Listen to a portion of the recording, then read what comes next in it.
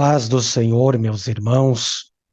Aqui é o pastor Diogo Ros e vamos retomar a nossa lição de número 6 do nosso livro da Escola Bíblica das Assembleias de Deus. Hoje nós estamos então na parte 2, visto que a parte de número primeira nós já gravamos, dividimos esta lição. A princípio, nosso objetivo era gravarmos até em 3 etapas, mas eu creio que hoje nós já conseguiremos concluir de maneira que o vídeo não fique muito extenso e assim todos possam assistir mediante o tempo que dispuserem. Esta é uma iniciativa da Igreja Assembleia de Deus de Coxilha, no Rio Grande do Sul, onde abrange todas as nossas congregações, para que a lição possa chegar àqueles que ainda não tiveram o privilégio de estudá-la. Então vamos para o tópico de número 2, a erosão da masculinidade. Apologia à homossexualidade. Em tempos pós-modernos, a ideologia de gênero fez contínuas investidas de legitimação da homossexualidade. Esse conceito ignora as características físicas e biológicas, alegando que o ser humano nasce sexualmente neutro. Aqui nós temos uma aberração. Os tais que defendem esta ideologia de gênero estão dizendo que o ser humano nasce sexualmente neutro. Isto é uma inverdade, visto que o órgão masculino no menino, isso seria praticamente óbvio, mas está dizendo que ele é um macho. O órgão feminino na menina está mostrando que ela é fêmea. Isso é chover no molhado para mim e para você, que sabemos disso há muitos anos. Agora, para a ideologia de gênero, isso não significa nada. Para eles, o ser humano nasce sexualmente neutro. A que ponto nós chegamos? Essa concepção invalida a criação divina da raça humana como ser binário, ou seja, masculino e feminino. Ensina que a identidade de gênero e a orientação sexual independem da anatomia do corpo. Que coisa horrível. Eles estão dizendo que isso independe da anatomia do corpo. Eu vou até destacar esta palavra. Olha que aberração. Então, quem defende a ideologia de gênero está dizendo que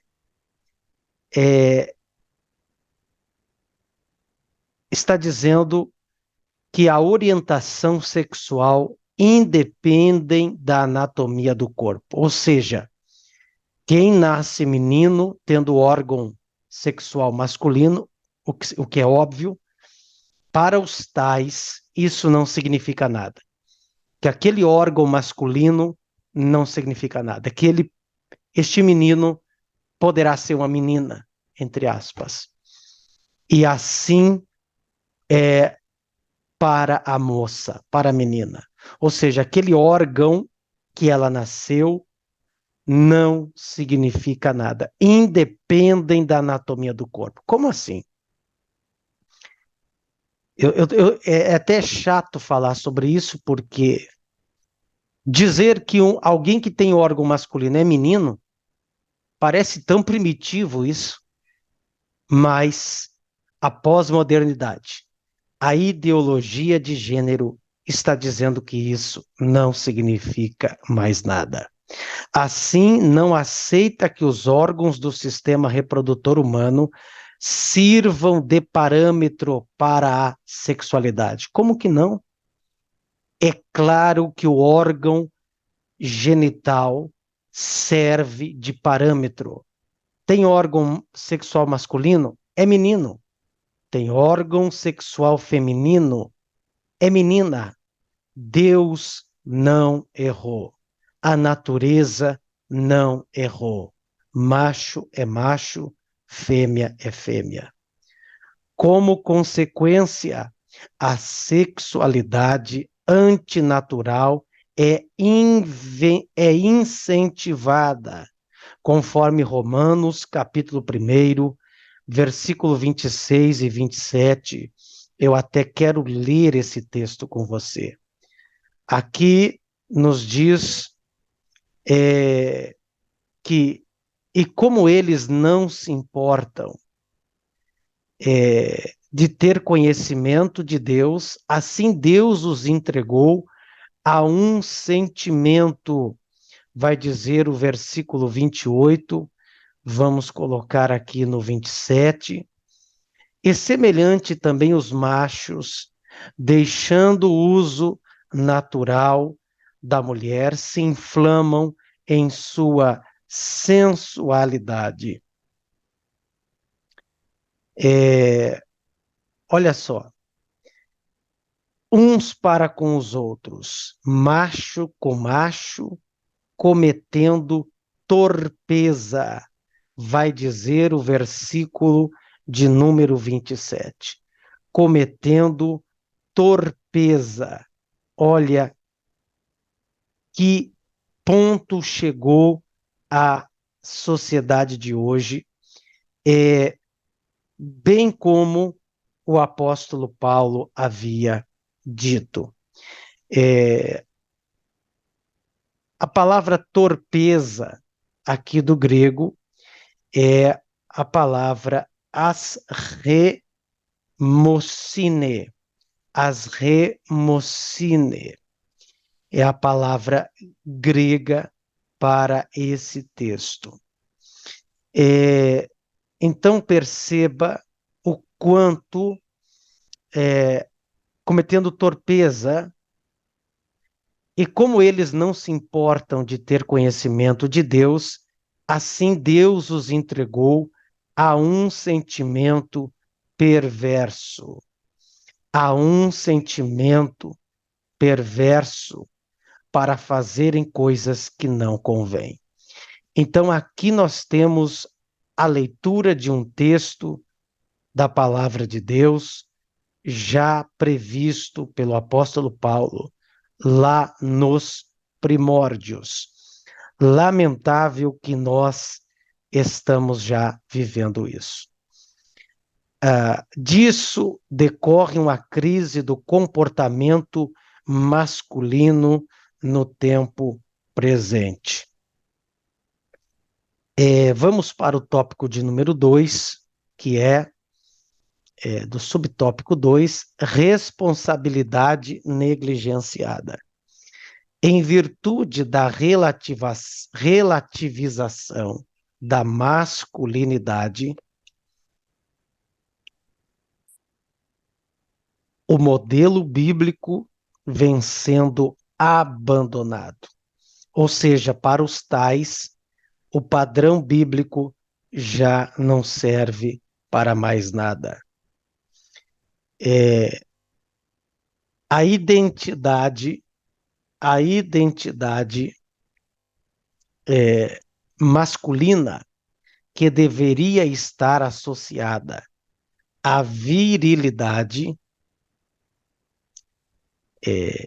a capacidade de prover e proteger a família, é substituída por indivíduos de duplo ânimo, vacilantes e inconsequentes, uma parcela é incapaz de sustentar a sua própria casa, não pelo desemprego, mas pela aversão ao trabalho, como já está previsto aqui em Provérbios, capítulo 21 e versículo 25.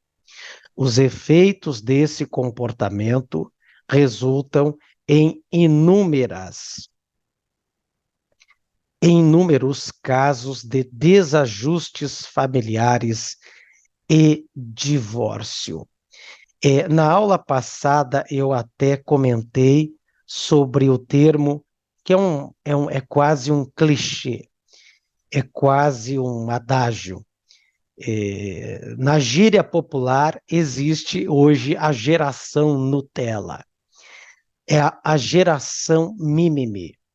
E hoje existem homens assim, homens descompromissados com o trabalho, com a família, homens que não têm mais aquela virilidade, aquele desejo de ir à luta, de sustentar sua família, de ter uma profissão, de ter uma renda, de ser um cabeça, um chefe de família. Tudo porque a masculinidade está sendo destruída nos dias de hoje. E o que temos? Uma geração Nutella. Desajustes familiares e divórcio. Eu, como pastor, já presenciei casais que se separaram porque o homem não fez o papel de homem dentro de casa, e eu não estou aqui até nem me referindo à parte sexual, eu estou me referindo àquele assunto de trabalho, de ter responsabilidade, de cumprir o seu papel. Lamentavelmente, estamos vivendo esta crise de liderança. É o que vamos falar aqui no subtópico 3.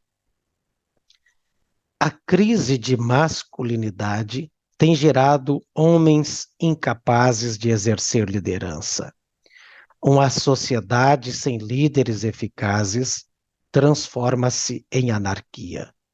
No período do profeta Ezequiel, Jerusalém estava imersa na corrupção, fraudes, mentiras, opressão, extorsão, imoralidade, injustiça e violência. Deus revelou ao profeta que uma das causas do juízo iminente era a crise de liderança e que procurava alguém para reverter a situação. Quando ali o texto diz que Deus procurou um homem que se colocasse na brecha. É isso que vai dizer Ezequiel, capítulo 22, versículo 30. Deixa eu só averiguar se é isso mesmo. 22 e 30. Busquei um homem. Perdão.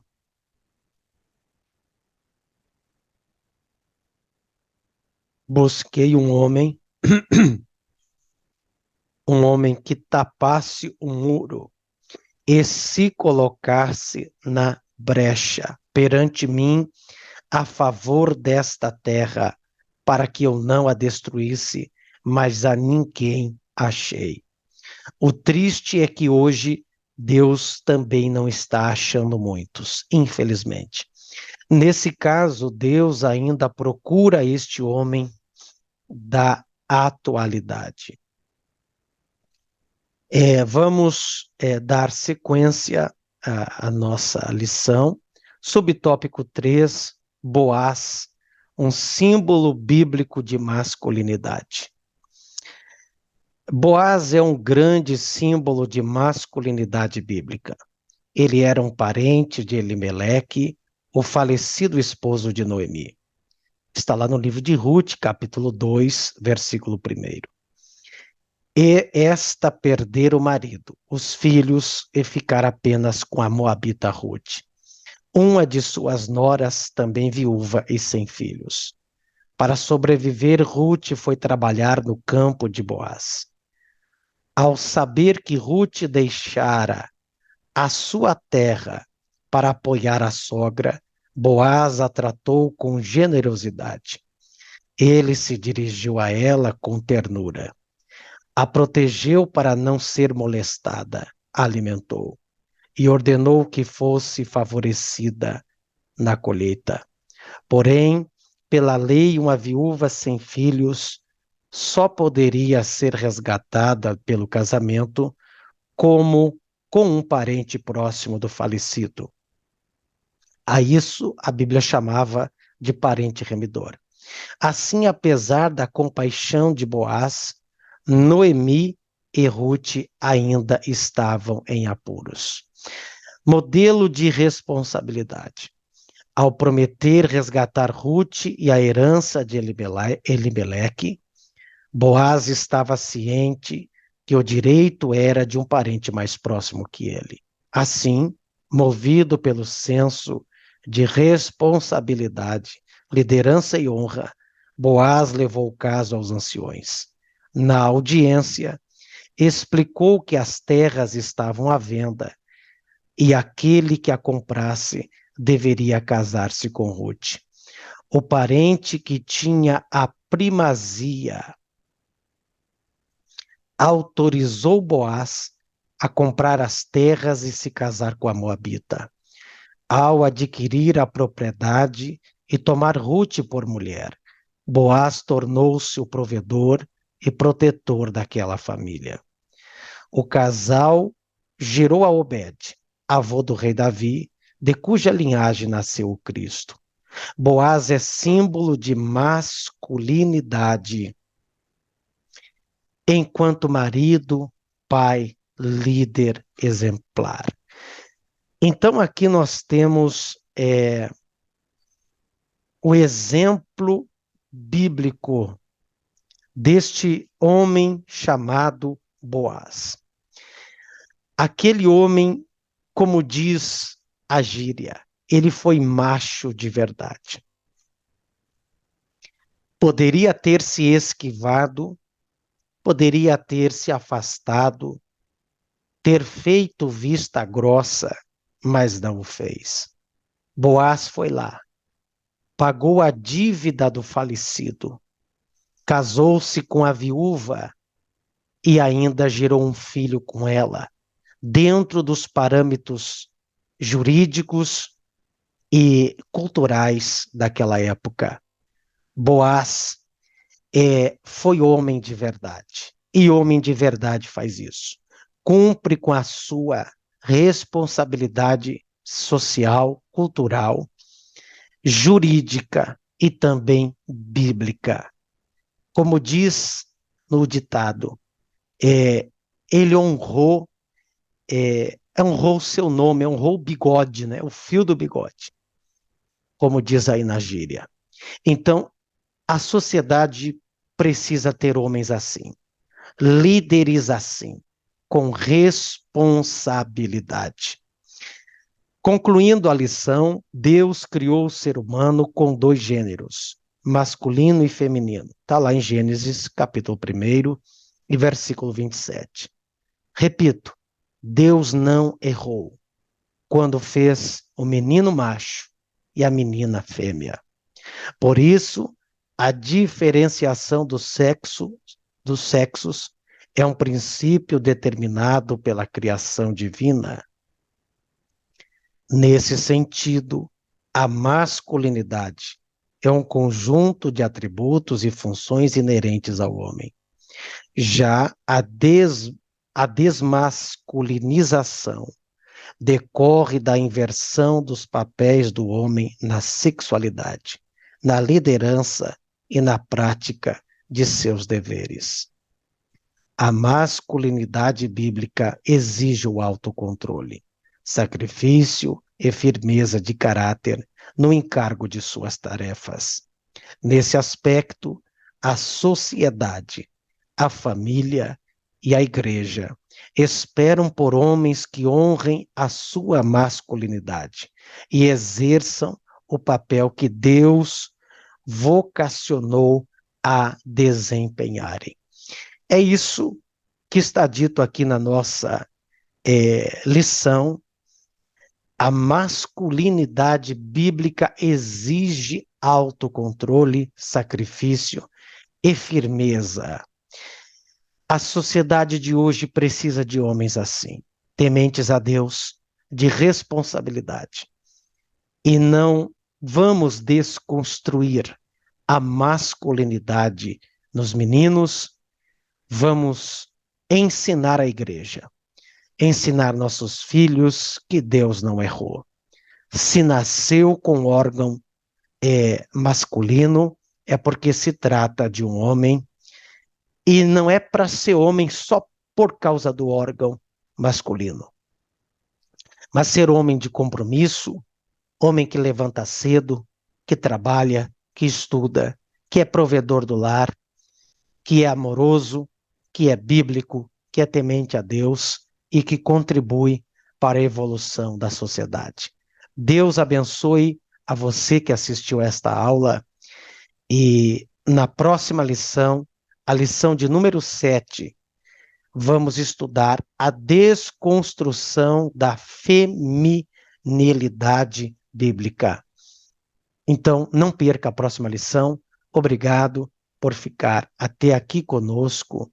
Deus abençoe a sua vida grandemente. Fique na paz do Senhor Jesus.